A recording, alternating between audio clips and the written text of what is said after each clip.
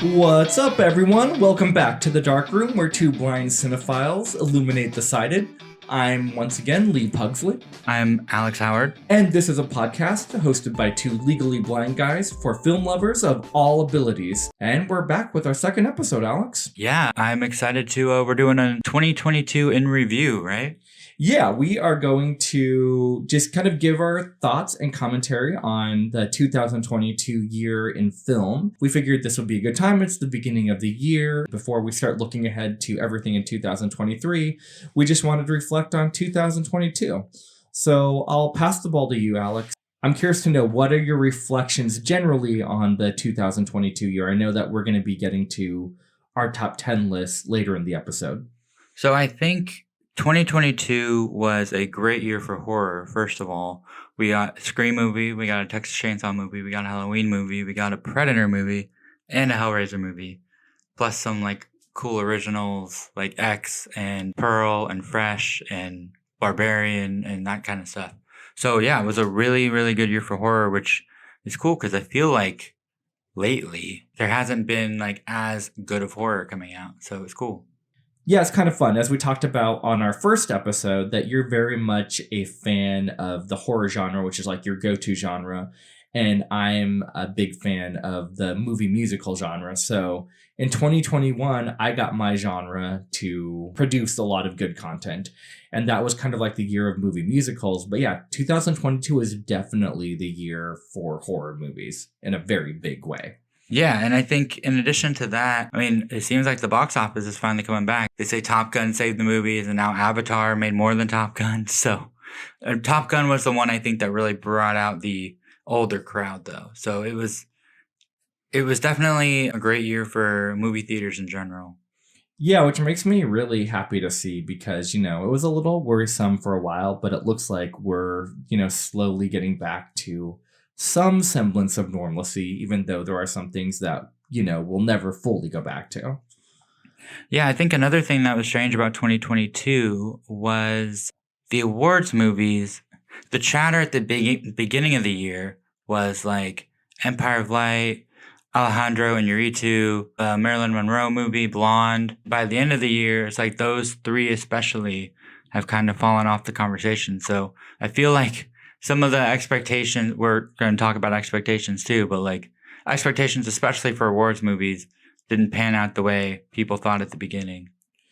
Yeah, it's really interesting because, and just generally for me, I would say that 2022 did produce some very high quality films. But overall, for me personally, it just seemed like a little bit of a weaker year. And that's taking away no credit from the good work that was being done in this past year. I would actually agree with you. I liked a lot of movies in 2022. There weren't a lot of movies that I absolutely loved, like usually in my top 10 of the year, I'm like, oh, I want to buy all of these movies. This year, I'm like, I would buy like 5 or 6 of these movies, but like, there weren't as many gems as there were, I think, in other years, but the gems there were awesome. Yeah, 100% agreed. And I feel the same way. Like when I was coming up with my top 10 list for 2022, it was not as easy as other years just because there were not as many movies that just like naturally jumped out to me right away. That was unquestionably one of the best films of the year in my mind. I completely agree. I think if we want to talk about expectations before we get into the 2022 list, my most anticipated movie of the year last year was The Batman. And I was so high on that. And the trailer was so good. And then I went and like, it was good. And I really liked it. I didn't love it as much as other people do. I think mostly because we get into the vision thing again. It was a darker lit movie. And there were a lot of like the Batmobile scene. There were a lot of scenes that were very, very dark, lit, like lighting wise, not like, also tone, but lighting wise, it was very dark. And I have hope that the next one will be a little lighter because the last scene in the movie is a little lighter. So I think, they're kind of doing the, the night is darkest before the dawn kind of thing. So I think that will be cool. But I loved Robert Pattinson as Batman. But I think also going in, my expectations were like maybe not Dark Knight level, but almost there. I mean, this is going to be, you know, if David Fincher made a Batman movie. And it was. I just wish I could see more of it. So I was a little disappointed in that respect. And same with Top Gun. Like, people were saying Top Gun was like the best thing since sliced bread, which, I mean, I thought it was good, but I didn't think it was anything, you know, like groundbreaking. Like, so that one didn't make my top 10 either, which people were surprised about. But I think once again, you know, it's all about the expectations you have going in. Most disappointing movie for me, 100%, was Halloween Ends, because which I know is a very polarizing horror movie. It's almost like the Last Jedi of the Halloween franchise, where you either love it or hate it. I have some friends that love it and some friends like me that absolutely despise it. So very polarizing one. But what about you, Lee? Were there any that you had high expectations for that maybe didn't meet them or exceeded them? Yeah, so it's interesting because my expectations for movies have changed over time, where I used to very heavily let the critical Rotten Tomatoes score dictate my expectations going into movies. Over the years, though, I've realized that just because a movie gets a high critic score, like, you know, just because a movie gets a 90% on Rotten Tomatoes, does not mean that I'm going to think it's a 90%, because most of the time I don't. Sometimes I'm in agreement with the critics, but oftentimes I'm a little lower than the critics on a fair amount of movies. So I usually now go with like audience scores or audience word of mouth over critic scores. And I also try to keep my expectations tempered to not expect too much. And then if I get more than I bargained for in a positive way, it's like a pleasant surprise. But when it comes to disappointing movies, one movie that I was really looking forward to this year was Thor Love and Thunder, just because I was such a big fan of Thor Ragnarok. I loved the humor in it. I loved the pacing of it. I loved pretty much everything about that movie. I think it's in my top 5 favorite Marvel movies of all time. And this newest Thor movie just, in almost every area, just fell short. Like, it was overly long for the plot that they had. I felt like there wasn't as much character development as there could have been. They underutilized Christian Bale. There were so many things about that movie that I was disappointed by. And then Amsterdam was another movie. I'm a big David O. Russell fan, generally speaking. And Amsterdam had such a good cast, but it was just a chaotic mess to me and just hard to follow and just meandered a lot. It was definitely a good example of style over substance. And in terms of 2022, I would say that there were a fair amount of disappointments this past year, like Doctor Strange in the Multiverse of Madness. I wasn't huge on that movie. I wanted to like it more. What other Marvel movies came out this year? Real quick about Thor Love and Thunder. That was my most anticipated Marvel movie of last year. And I would agree it was extremely disappointing because I loved Ragnarok. So I was a little surprised at that. And expectations actually played a funny part in Doctor Strange for me too, because I saw that late because I had my workplace injury. So I didn't go to the movies for like all of April. And then I finally was like, you know what? I think I'm good. And I had already heard like, oh, it's okay. It's not as good as we thought it was going to be. And then I went and I was like, this is great. Like, I think I had a better time because I had lower expectations. And I had such a blast with that movie. It's weird how most people kind of were like, oh, it's fine. And, you know, I went in thinking it was going to be fine and I loved it. But yeah, it was Doctor Strange, Thor, and then Black Panther, Wakanda Forever. Oh yeah, Black Panther Wakanda Forever held up pretty well. I did have reasonably high expectations for that, and I was pleased with the results. Another movie, though, speaking of expectations, that expectations probably worked in my favor was Top Gun Maverick. I went in with very moderate expectations for that movie because the first movie is classic. It has its place in film history and action movies and the Tom Cruise catalog. But there, it's cheesy in certain parts and there are definitely flaws with it. So I didn't really expect much from Top Gun Maverick, and it was one of the most satisfying and enjoyable theatrical experiences that I had all year.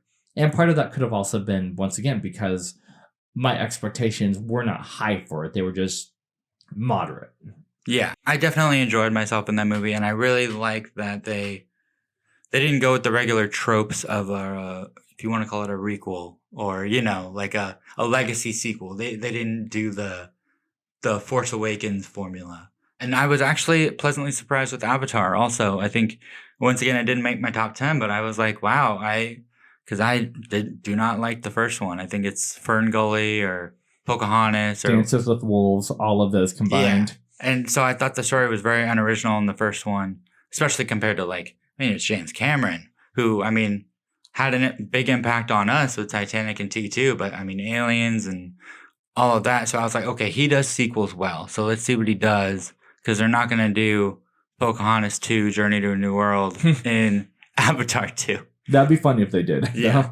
And so, yeah, I really, really enjoyed the second Avatar. The story was really, really cool, and the 3D was awesome. It was, that movie is gorgeous. And obviously we're not going to go into spoilers here, but I am definitely more excited for more sequels to that now than I was for this one.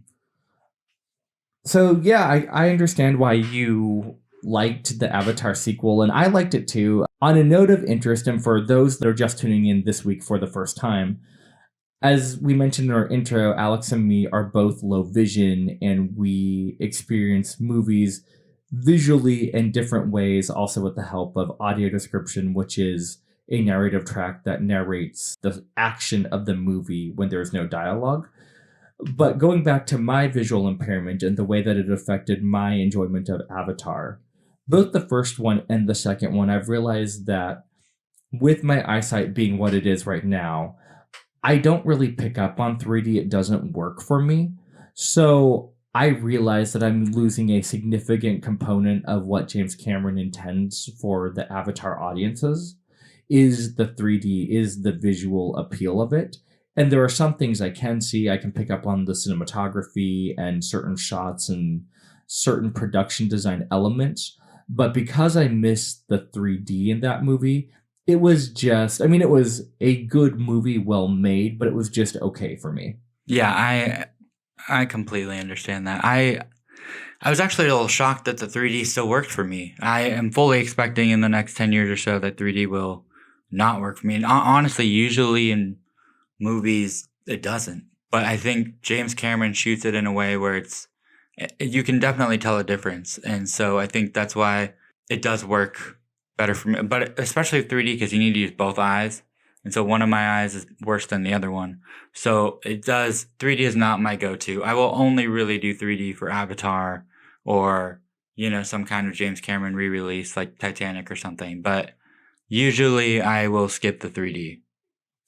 Yeah, no, I totally get that. And I only have vision in one eye. So, if 3D is meant for two eyes, I'm already at a disadvantage going into that. Yeah. A sequel that was disappointing, Jurassic World Dominion. I know that was meant to be one of those legacy franchise sequels. They brought back some of the original cast members. But man, that movie was such a bust to me. So I agree. But I thought it was a huge step forward from Fallen Kingdom, which they spent a whole Jurassic movie on a boat. Like, what are you doing, guys? Having locusts be a big deal in Dominion is like, isn't this supposed to be about dinosaurs? But I agree it was definitely a disappointing movie, but I also had a lot more fun with that one than I did Fallen Kingdom for sure. So I will say that Dominion was a step up from Fallen Kingdom, but I wouldn't call it a huge step up. I would call it a very minor baby step up, at least for me. I wanted to enjoy that movie, but I wish they would just do these Jurassic movies like Godzilla, where it's like, no one cares about the human plots. Just give us dinosaurs in the Jurassic movies. In the Godzilla movies, we just want to see Godzilla and King Kong and other creatures fight. Just give us that, and I'll be content. Yeah, I also feel like it's getting a little formulaic. Towards the end, they have the big dinosaur fight because they need to have a big dinosaur fight because it's a Jurassic World movie. So I feel like they need to figure out a plot. I don't know how many times you can have dinosaurs escape a theme park, but there's so much more you can do with it. And I know initially, I haven't seen Jurassic Park 2 or 3. So, but I know with those, they were also selling, oh, we're going to have dinosaurs in the real world. And they were selling that with this one too. And that's not what happened. So, or not as much as I would have hoped that it would, at least. Because you would think, oh, they're, by the Eiffel Tower, or all of these landmark, icons. I think they're on one continent or a very small portion of land. So I think that's how you go. That's how you do it. And I also want that with the Jumanji 3. Like, when are we getting that? Because, the end of Next Level, they teased that the Jumanji was going to be out in the world. So I thought that was really cool too. Are we getting a Jumanji 3? Has that been announced? I hope so, because those are fun. I really hope so as well. I was in such a bad mood and then my old roommate, his name Jamie, we had a podcast too. He took me to see the first one, and I was not expecting that to be good, and it was so much fun. Yeah, that was such a pleasant surprise. I really had, speaking of expectations, I had such low expectations for that movie, and man, was I pleasantly surprised. Yeah, and I think we'll probably get into our top 10 here, but like my favorite movies of every year, like we all have our most anticipated movies, all of that, but my favorite ones are the ones that I didn't even know was coming. And you go to the movie. My one this year that I used was X. I had no idea really what to expect. It's a brand new horror thing from A24, so it could be really artsy and weird, or it could be what we got, which was, there's some art, but then there's also some great horror stuff in there. So I love the little nuggets of things that you're like, you don't expect to be coming down the pipe, but it does, and it's awesome. Same with Everything Everywhere All at Once. That movie, I don't think anyone really knew that was coming at the beginning of last year. No, that movie literally came out of nowhere. But yeah, let's move into our top 10 list. But first of all, let's start out quickly with if you have any honorable mentions that almost made your top 10 but didn't quite get there. My first honorable mention is Jackass Forever, which you and I saw together. And it was so much. That theater was so much fun. And it was just laughing for like 2 hours. And especially after, 2021 was kind of a slow year for movies. And I feel like to come out with that in February, kind of near the beginning, was awesome. Yeah, I'm glad that you liked that movie because I thought it was entertaining for the moment, but it was probably lower in my rankings. So I think we probably have differences of opinion there, which is totally cool. But I enjoyed the experience of going with you and Jamie. Yeah. Oh, and if you're thinking about trying out audio description and you're not sure where to start, if you want to laugh, the audio description track on the Jackass movies is hilarious. It is really entertaining. I highly recommend it. And then also on if you don't have Paramount Plus, which is where it is, on Netflix, I think they do Jackass 4.5, which is like the behind the scenes, the stunts that they didn't show in the movie. And that also has AD. And then Scream is on my list. I think Scream was the best horror legacy sequel from last year. It was so much fun. I have a big soft spot for the Scream franchise. I think the first Scream is like one of my favorite films ever. Cha Cha Real Smooth, which we'll talk about on your list, is on my honorable mentions. The Fablemans. Watcher, which is another horror movie from IFC. I need to watch that movie. I haven't done that yet. It is, it's really cool. It's definitely one of the smaller ones. Fresh, which I know we both really liked, and Bros, which Fresh is a Hulu movie that was bought from Sundance. That's a very unique kind of niche horror movie too. Right. Probably not for everyone, just to be clear, but really engaging movie. Yeah. And then Bros, which Bros deserved more attention than it got for sure. I thought that movie was hilarious. I think my favorite comedies of the year were Jackass Forever, Bros, and then The Lost City was also a really surprisingly charming movie. Oh, I love The Lost City. That was such a fun movie. So yeah, those are my honorable mentions. Do you have any? The Menu, which was one of those pleasantly surprising movies that I didn't think looked very good based on the preview. And it was a delightful experience. Then The Woman King, which was one of those epic movies that we don't really get anymore, that historical epic. And I really think that Viola Davis, Letitia Wright, and the whole cast actually did a fantastic job, wonderful production design, very empowering story. Guillermo del Toro's Pinocchio, thought they really handled the story of Pinocchio in a fresh way that we haven't seen, that had a lot of heart, but also a lot of humanity, exploring themes of mortality and time. Okay, I would like to ask you a question about Pinocchio. Yes. I watched it. The first 20 minutes I thought was awesome. I haven't seen an adaptation of Pinocchio in a long, long time, probably since I was a kid. I thought Pinocchio was really annoying as a character. I was like, is he like this in everything? Or is like, I don't know why. I was like, dude, you're disobeying Geppetto. I was kind of done with his, like, just do what your dad says so you won't hurt yourself, pretty much. I can understand that point. And to answer your question, in other versions of Pinocchio, he definitely has that kind of like disobedient, naive, stupidity, I guess, almost that I would, for lack of a better term, or just that like boyish ignorance that is very much a characteristic of Pinocchio. And I can totally see why anyone would find that a little annoying, or just like, dude, get with the picture. Yeah, I think that's the only reason why it's not. I mean, I would say my favorite animated movie of the year was Marcel the Shell with Shoes On, but which that's one of the only ones I did not see this past year that I will have to get around to that.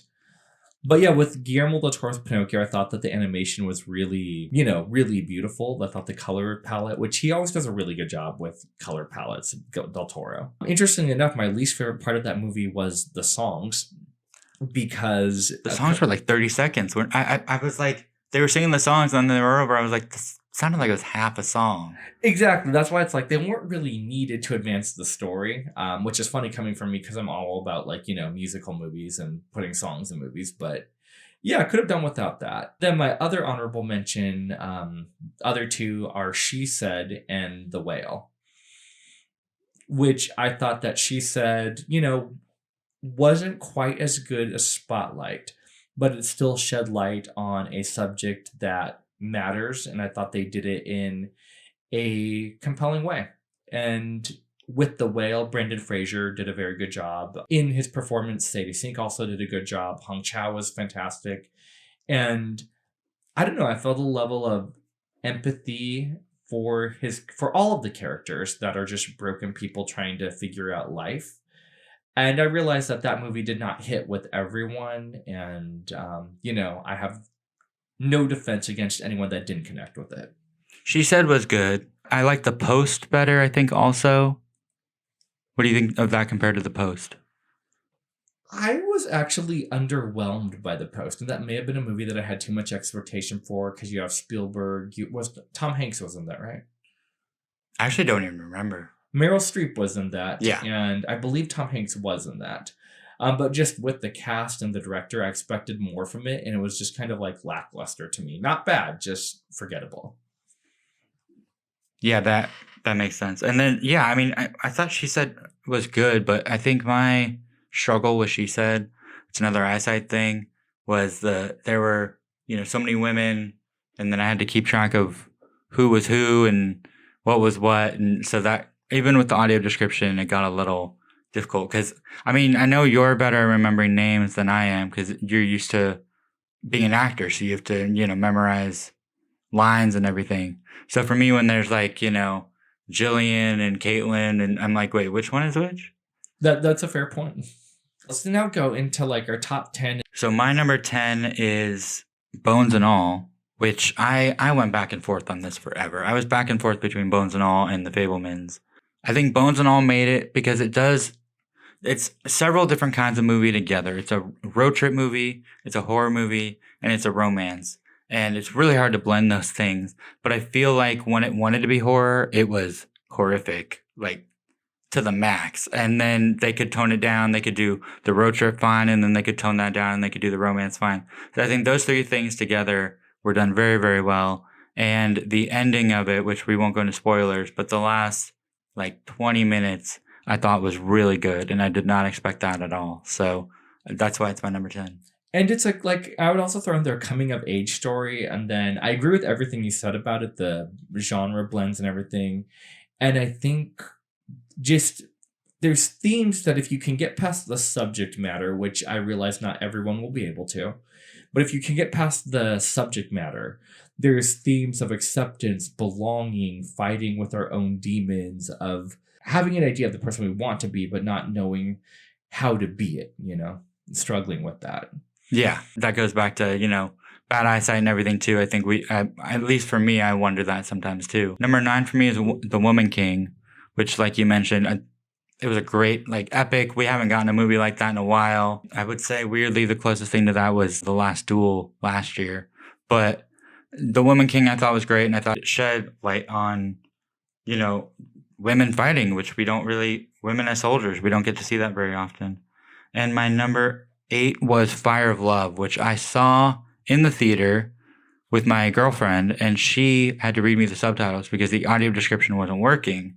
There was no audio description track in the theater. Now it has audio description on Disney Plus, which is awesome. But the visuals are amazing. If you don't know what Fire of Love is, it is a documentary about a couple, and they don't speak English. I don't know are they Swedish? I don't know what language they speak, but the subtitles are obviously the thing that was hard for me. But they study volcanoes, and that's how they fell in love. And it's gorgeous, all the shots of volcanoes, and you learn a lot about them, and you realize they're the reason why we have the volcano warning system that we do now. So I thought that was a really informative and really beautiful documentary. I need to comment on some of your movies, the other movies you mentioned. I do need to see Fire of Love. I can't comment on that at all because I have not seen it. But now that it's on Disney Plus with audio description, I definitely will be checking that out. The premise sounds fascinating to me. And then Woman King, I know I touched on that already, but that was one of those movies too that kind of came out of nowhere, I would say, as well. That I really didn't know much about, or I didn't even know it was coming out until it was here. And I'm like, what is this? And yeah, it was great. Yeah, and I think the performances in that were really great too. I'm glad that I think its awards chatter is going down a little bit, but I'm glad we're still talking about it. I totally agree. I'll move on to my bottom 3. Number 10 is All Quiet on the Western Front. I think it does an excellent job of depicting the brutality of war. It doesn't reinvent the wheel, but it does it in a way that is just stunning to look at and technically immersive on every level, from, the sound to the score to the editing. Just everything about that movie is really, really well done. And I think you had mentioned that it rivals 1917 in certain ways, and I could definitely see that. Also, this is one of those times where audio description for international films is very nice to have because it's in German and it's all subtitled. So the audio description on Netflix, they were able to, the audio describer was able to read the subtitles to us as well as describing the action, which was extremely helpful. And number 9 is Tar. For some people, they would find that movie a very slow burn. But for me, because I love music, I found it very fascinating to just kind of dive into the mind of this. I don't know if I want to call her a prodigy, but just, this very accomplished musician, and the way that they talk about music, especially in her first 20-minute basically first 20 minutes of teaching a class, was just something I really connected to. And I think it brings up a lot of interesting themes of power and ego and how that can affect someone, as well as kind of touching on cancel culture a little bit. And then my number 8 is Cha Cha Real Smooth. One of those movies that kind of came out of nowhere and was just a very small independent sort of film. But really, I think it won the jury prize at Sundance. Oh, it did? Yeah. Okay, nice. But it was just such a relatable and sweet film about just figuring out life after college. Yeah, I completely agree with all of those. I think Tar was really good. I think I just had a little issue with the ending, but Cate Blanchett is next level in that one. I think she's the best performance of the year, hands down. And you're right. The first 20 minutes, literally a monologue. I think it's an interview with her, and then she's teaching a class, and she's just talking for 20 minutes straight, and you are just mesmerized by it. It's great. Cha Cha Real Smooth. Yeah, it's another one that I really, yeah, I feel like we both kind of sympathize with the main character and trying to find himself and all of that. And funny enough, All Quiet on the Western Front is on my next 3. Very cool. I'll let you touch on that more when you get to it. Yeah. So, Alex, now why don't you go through your number 7 through 5 spots? So my number 7 is actually X, which was directed by Ty West for A24. And I know a lot of people hate on this movie, but I think it stuck with me mostly because it was a surprise. There's a lot of Texas Chainsaw Massacre in there. There's a lot of Psycho. Psycho is one of my favorite movies. A lot of parallels to those. And then it also had a sequel this year, Pearl, which, I mean, if the Oscars would appreciate horror more, I think she should win up for Best Actress. But that's a whole other topic. But X, I think I liked a little bit better than Pearl. And I love the different kind of horror movie that it is. And it pays homage to those other classics. Do you have any thoughts on X? I mean, I haven't seen it, but I really do want to see it. And I want to see X and I want to see Pearl. For some reason, Pearl seems more interesting to me because of the whole Technicolor type of thing. Pearl is definitely more of a crowd pleaser, I guess you could say. Because X is literally about them shooting a porno. So it's a little, risque, obviously. And Pearl is, the Technicolor side of things. And then Maxine, which is coming out hopefully in 2023, would be the third one. And it's more of like in the 90s with video cameras and that kind of stuff. Very cool. My number 6 is Emily the Criminal, which is another smaller movie with a great performance by Aubrey Plaza that came out of nowhere. And I don't know, there's always one of those movies every year. It's like September, August release that it's not going to be an awards contender, but it just sticks with me. And Emily the Criminal was that for me this year. I thought it was just a really solid, storytelling, intense, and I really, really liked it. Yeah, it was a very pleasantly surprising movie. I just saw it one day playing in theaters and I'm like, what is this random movie? And I do like Aubrey Plaza, and I think that this is probably her best performance to date in Emily the Criminal. I would completely agree with that. And I know she did get nominated for a Spirit Award, so that was really cool to see. And Mia Goth did, actually, for Pearl. Oh. So that was really cool to see that both of them got a little bit of awards love. Yeah, that's very cool. I was very happy to see both of their names on the nomination list for the Spirit Awards. And then my number 5 was All Quiet on the Western Front, which I know we talked about some. But I was hesitant to watch this because I think I watched it a couple months after it came out because I knew it was so long and it was a remake and it was a Netflix movie. And so I was a little hesitant, and I think it rivals 1917 even. In like 1917, cinematography was great and it was beautiful, but I think that paved the way for All Quiet on the Western Front, combining cinematography of that with the brutality of Saving Private Ryan for World War I. I just thought it was great, and it definitely told a different perspective from the German side of things.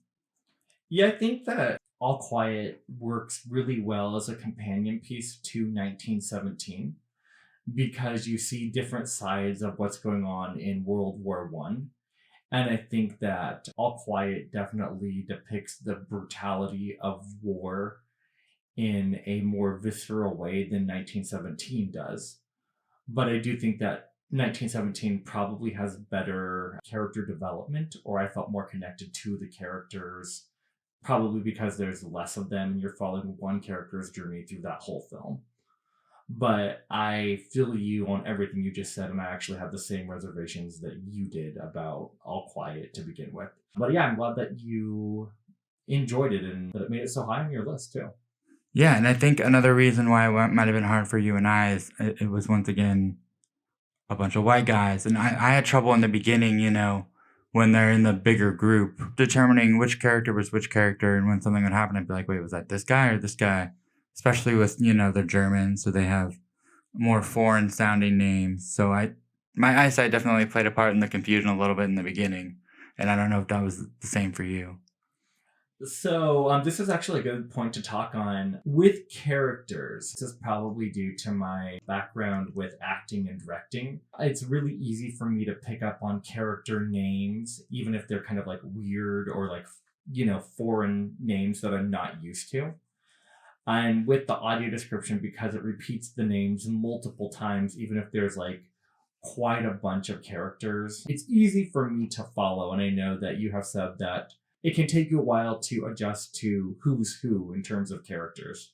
Yeah, I think I definitely have trouble keeping track of, even when it comes to something like Avatar, where he has 4 kids and they're all blue, and I'm like, no idea. But yeah, I definitely have a lot of trouble with that, and I think you are better at that because you're used to the directing and scripts, and you're really good at memorizing. So I feel like that is an advantage for you as well. But yeah, what are your 7 through 5 on your top 10 for 2022?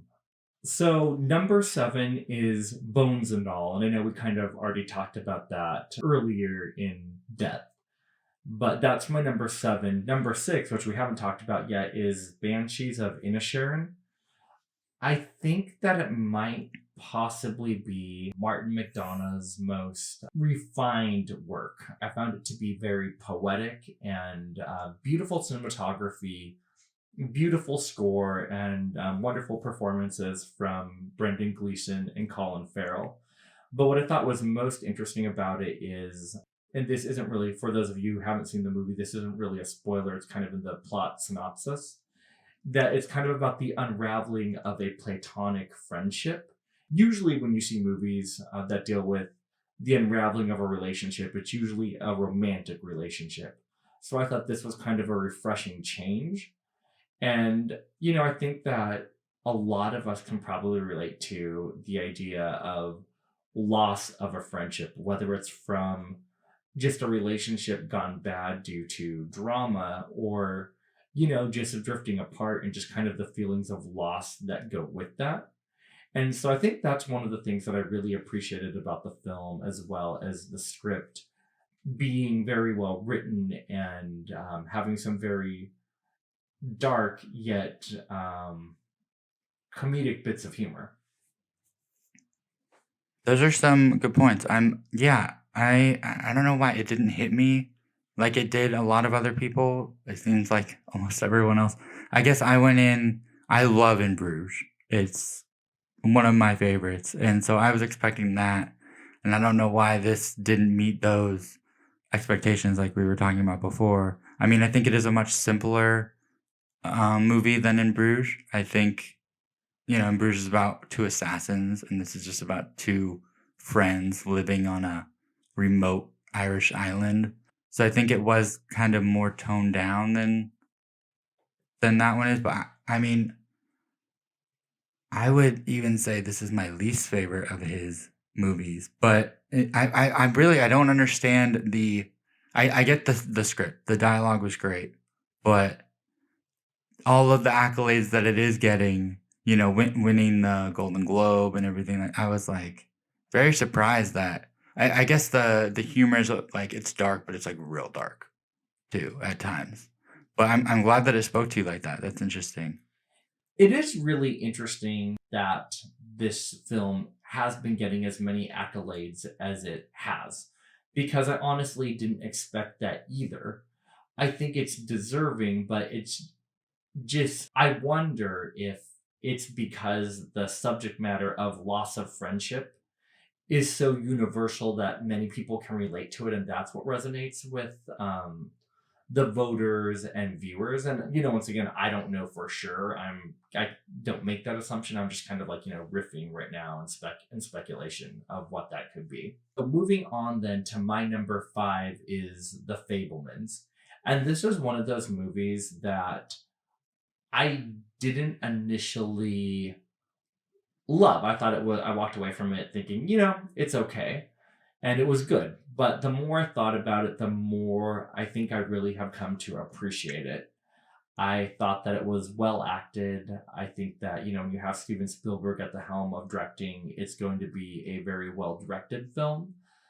And I will say, I did expect it to be more leaning into the magic of filmmaking and the artistry of filmmaking. And while the passion for filmmaking was there, I think it was more of a coming of age story about this young man's journey in finding his passion. And it very much is just that, even if it didn't have anything film related into it, it would work as a coming of age story very well. Yeah, I'm actually surprised this is this high on your list.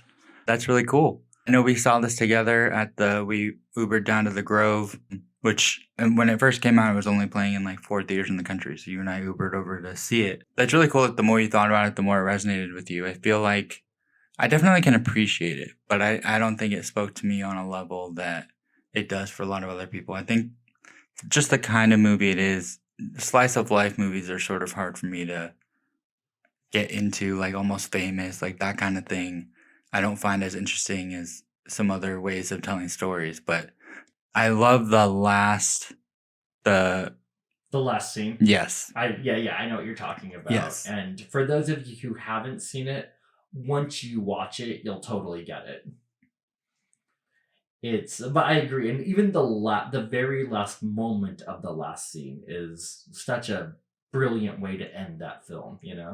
Yeah, I completely agree, and I do. While it didn't hit me like it did other people, I do really like it, and I do completely understand all of the attention that it's getting. Now, one of the things that I'm curious to know your take on is if this movie wasn't a semi-autobiographical portrait of Steven Spielberg's childhood growing up, would you find it as interesting? And do you think that people in general would be as drawn to it? That's a great point. I don't know, because I did find myself during the movie thinking like, oh, that's where he got this or that's where he got that. And, knowing Steven Spielberg's Jewish, and I think that's where I really related to it. Some of the Judaism stuff, since I'm Jewish too, I took away from that. There were 2 movies this year where they celebrated Hanukkah, and I was like, wow, I never see this in movies. The other one was Armageddon Time. But yeah, I don't know that it would be as interesting because we do know where he ended up. So, I think it really shows, it almost finishes the story itself, knowing where his career went. Whereas if it wasn't based on anything, we would just, it would end and we'd be like, well, did he succeed or not? Totally. And I feel like if this was just a fictional slice of life, a coming of age drama, then it would very much be in the vein of Armageddon Time, just maybe a more polished version of that. Which I liked Armageddon Times, but I feel like The Fabelmans and Armageddon Time are both kind of in the same, made from the same fabric, Yeah, definitely. So then what are your 4th, 3rd, and 2nd place? So my number 4 is Till, which is another one I was very hesitant to go see. I was like not very interested in, thought it was going to be a by the books, biography of a historical event. And so I think I went like one of the last showtimes it was playing at AMC. And I was really blown away by it. It was really, really good. And I think like Danielle Detweiler was amazing in it. And I don't know. It's one of those ones that's hard to watch because Emmett Till, the way he died was very brutal. And while the movie was meant to, show people the reality of racism. And so the movie is hard to watch, but it's meant to be. Racism isn't easy to swallow. And I really, really liked how powerful the movie was. Yeah, I'm glad that it resonated for you. I would say for me, I liked the movie mainly because of Danielle Detweiler's performance. I think that she's the heart and soul of that movie and she carried that movie. But if I'm being honest, I kind of felt it was a little bit paint by numbers, or a little bit more of kind of like what you would expect from a movie like that. And that's fine too, that you don't need to reinvent the wheel if the wheel already, operates on its own in a good way. But yeah, I guess because of that reason, it just kind of didn't. It was just kind of like, that was good. And that performance by Danielle was phenomenal. And I do think it is an important story that was worth telling. So I am glad that Emmett Till's story is out there. Yeah, and I mean, I'm kind of ashamed to admit I didn't know about this story before the movie. Like when I found out about the movie, I was like, okay, and I had heard, the basics of the story. I hit the wire again. I had heard the basics of the story before I went to see it, but I didn't know about the event befur this. Oh yeah, I didn't know about the event either. So it was very enlightening as well. Yeah, and then my number 3 was Glass Onion. I loved Knives Out. It was I think it must have been either 1 or 2 for me the year it came out.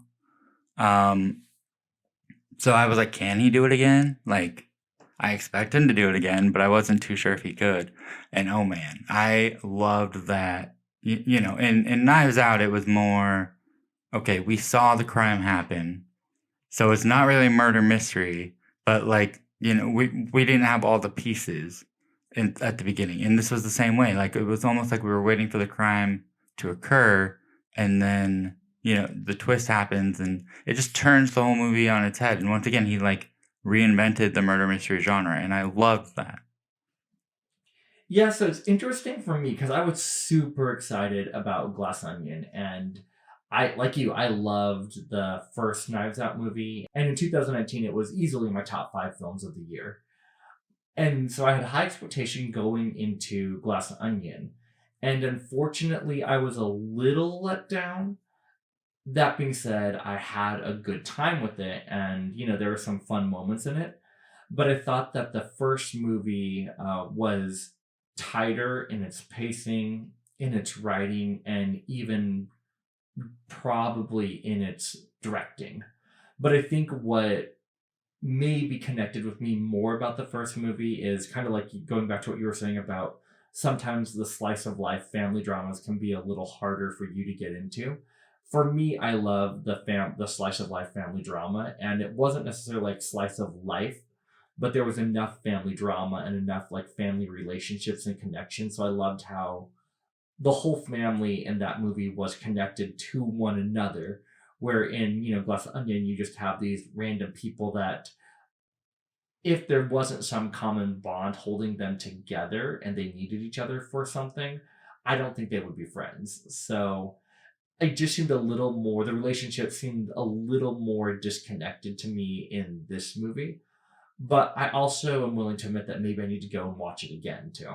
And I might get more out of it the second time around. That's true, and that's totally understandable. That, yeah, I feel like they were only friends because they needed the guy's money, and not because they were blood related, like in the last one. I'm so excited for the third one, and I actually just watched Poker Face last night, the new Ryan Johnson show on Peacock. Oh yeah, how's that? It's good. I wasn't sure halfway through. I was like, wait, we know she can, because the story of Poker Face is she can tell when people are lying. Mm-hmm. And so I was like, wait, people are talking to her, and I know they're going to come back and just be like, I knew you were lying here and here and here. And I'm like, I don't see what the twist is. And once again, he puts the twist in where you don't expect it. And you're like, okay, like I get what this is now. It's really cool. I definitely need to check that out. Would you say too that it's more of like a comedy or a drama? I feel like it's kind of both. Like it's kind of like Knives Out, where the characters are comedies of themselves, but they're not really saying anything funny. Like the dialogue's not funny. It's like the way they're acting, and the atmosphere is a little funny. But it's definitely a little more drama too, because I mean it is a murder mystery. So I see. Yeah, I definitely need to check that out.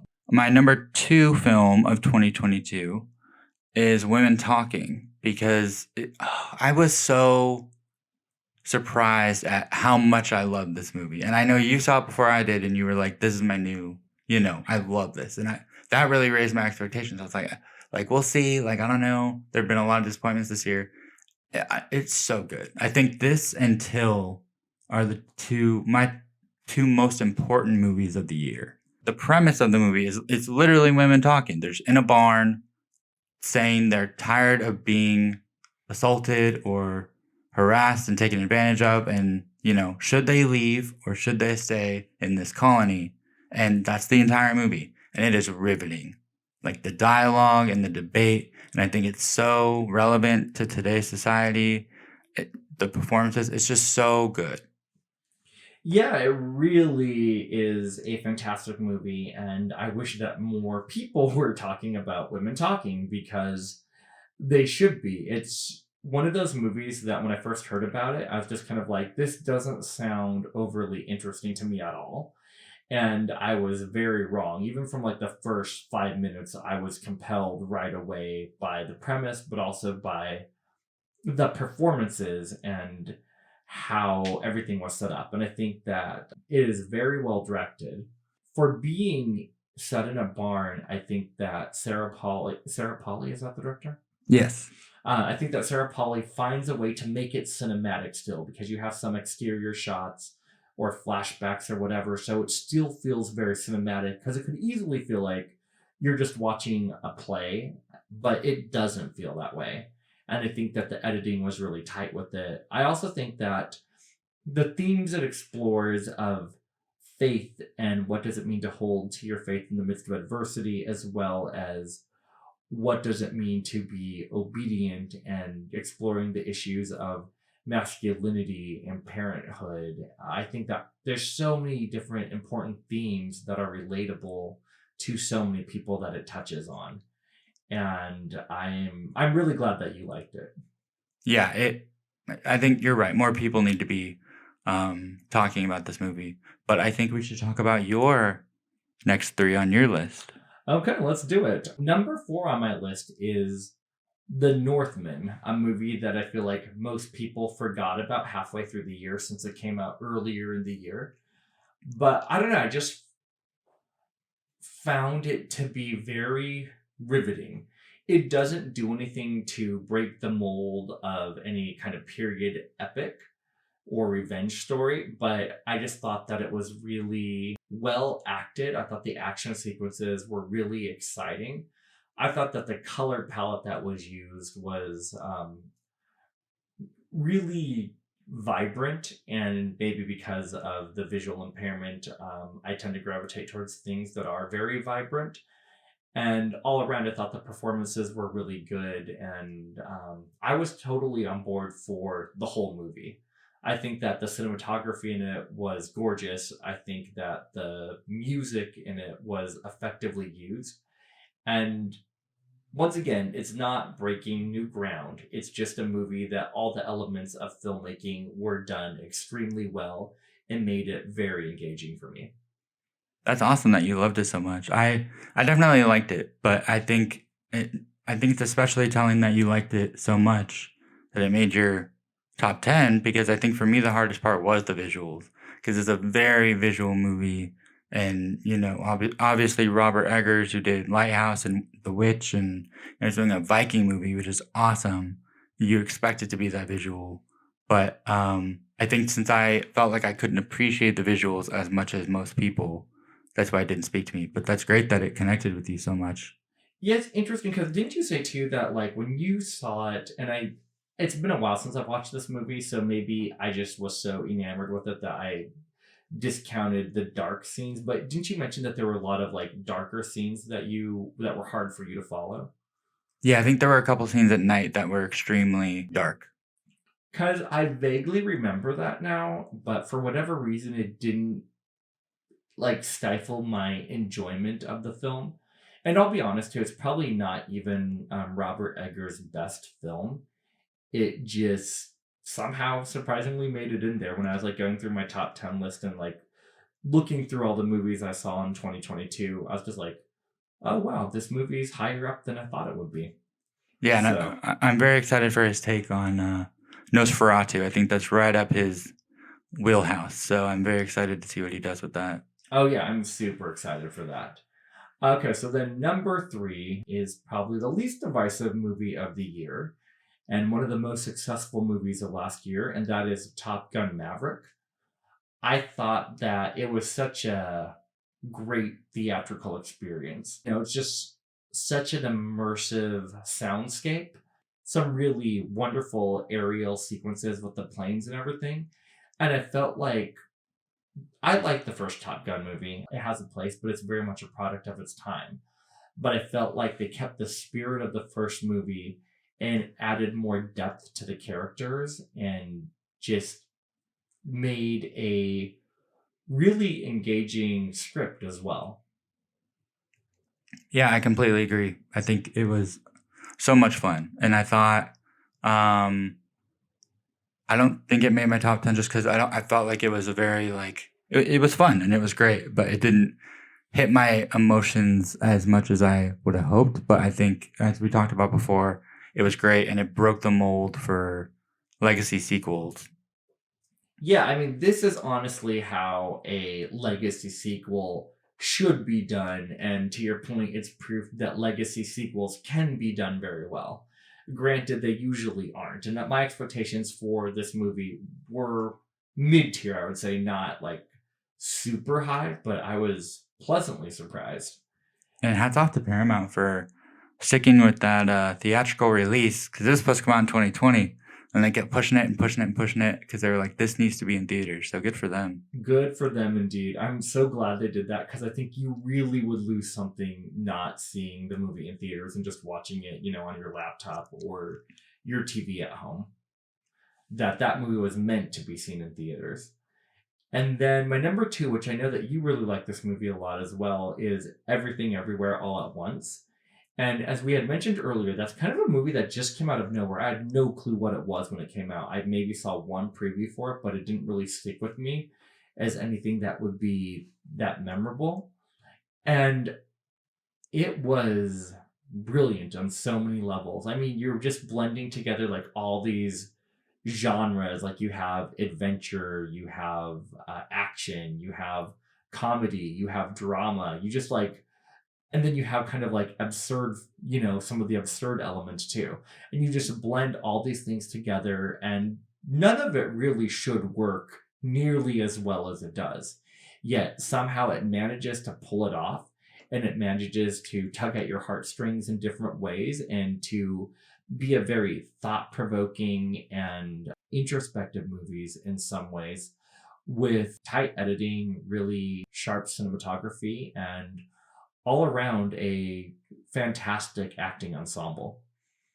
Yeah, I completely have so much to say about this movie. I completely agree with you. I think, we can just move into my number one because my number one is Everything Everywhere All at Once. So we can just keep the conversation going. Let's do it. I think it's weird. So I had a weird relationship with this movie. So I went when it was in theaters the first time, and I did not like it because my audio description was not working for the first 20 minutes. And they speak a lot. Is it Chinese they're speaking? Right? Yes. Yeah. Yes. Well, they're speaking another language for a good portion of the movie. And so I can't read the subtitles. By the time they get the audio description working, it's when they're changing universes. And so I didn't really get to see the change in the characters with the full effect. So then a few weeks ago, I went back and watched it again. It's on Showtime right now with audio description if anyone wants to watch it for free if you have Showtime with audio description. And it blew me away. It really stuck with me that time. I totally get the hype. I was kind of bad-mouthing it a lot of the year, saying, like, I don't know what the hype is about. I totally get it. It is great. I think it's literally a film about kindness. Like the monologue from Ki Hoi Kwan about, just be kind. It really speaks to me because I feel like I've been through a lot with my medical stuff and everything else, feeling different. And my solution to the world is instead of being sinister, be kind. And I feel like a lot of times that can be looked at as a weakness. And he shows in the movie that it's actually strength. It just spoke to me on so many levels. I actually rewatched it again with my parents over the weekend. And it's funny because I think this movie speaks more to people our age and younger and not so much to the older generation because my parents weren't huge fans. I think it is a crazy movie. Like watching it, I'm like, how does someone read the script and say, oh yeah, I'll make this movie? Because combines so many ideas, and it is rather overwhelming, but it works, and it works so well. And I actually cried the third time when I saw it because, it's kind of a mother-daughter relationship, and I was watching it with my mom, so I teared up at the end with all that. But yeah, I really, really, really love this movie. I feel you on all of that you were saying. And it's one of those movies that sticks with you. It's not a movie that you're going to walk away from and forget. Even if you didn't like it, there are still images or certain moments in that movie that you're going to remember. And yeah, to your point about the script and about someone reading the script and being like, let's make this movie. Once again, on paper, there's so many things about this movie that just seem like they would be convoluted and an absolute mess. And somehow they pulled it off in one of those innovative films that we've had in quite a while, I would say. I also have a statement that I want to get your thoughts on. So I would say this is the worst movie to watch without audio description. Having loved it, and knowing I couldn't watch it with audio description with my parents when we watched it. So I had to sit there and towards the end, when my favorite parts happened with the kindness monologue and all that, I just asked my mom to read the subtitles because I was like, I want to experience this now.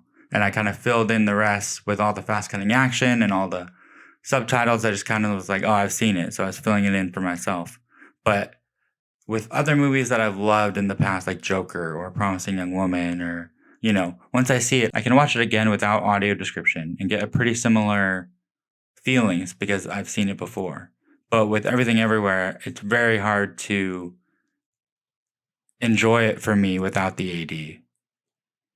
Yeah, I think that that's a very fair point. And I understand the first time you saw the movie when the audio description wasn't working for the first 20 minutes or half hour, why you wouldn't like it, because it sets up so much in that time. And so many things happen setting up the whole like multiverse concept that you're already going to be so confused if you haven't been able to follow what's been happening from the very beginning. And I agree with you that if I've seen a movie with audio description once, I don't need audio description a second time usually. But for a movie like Everything Everywhere All at Once, I do need it again because of the subtitles and because there's so many like location changes so quickly and so many action sequences and everything that the audio description is really helpful, and I would be very lost without it for this movie in particular. Yeah.